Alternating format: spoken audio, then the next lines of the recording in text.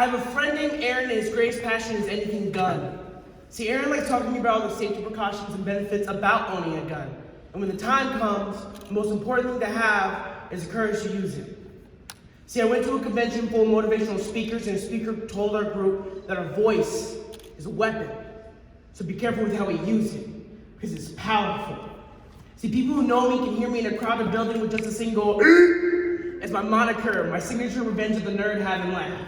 To some, it sounds like I have asthma. To some, it sounds like somebody's dying. To some, it sounds like a seal with asthma. I know that my voice is powerful.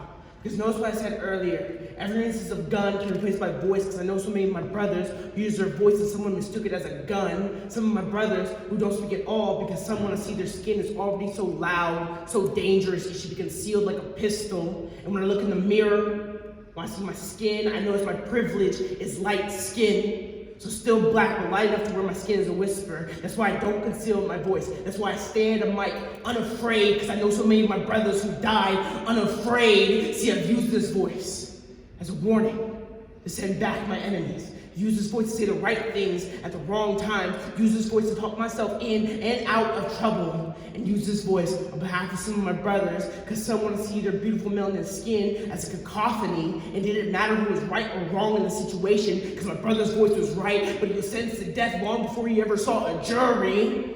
And the media knows that a dead man can tell no tales, because history is written in the eyes of the victors, survivors.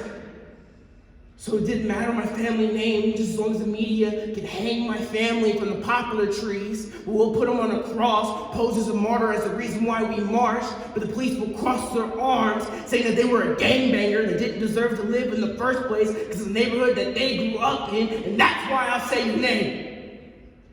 Scream your story. Whisper your love song. For I promise to make sure you live forever in these poems, till my last breath, till my last because mama, I just wore a hoodie so I didn't catch a cold walking back to the can of Arizona in a bag of Skittles. Mama, I was playing in the park because you told me to never grow up too fast. Mama, please help me. Mama, you gave me my voice. Dad, you taught me how to use it like a gun. But just because you have it, we have the courage to use it when the time comes.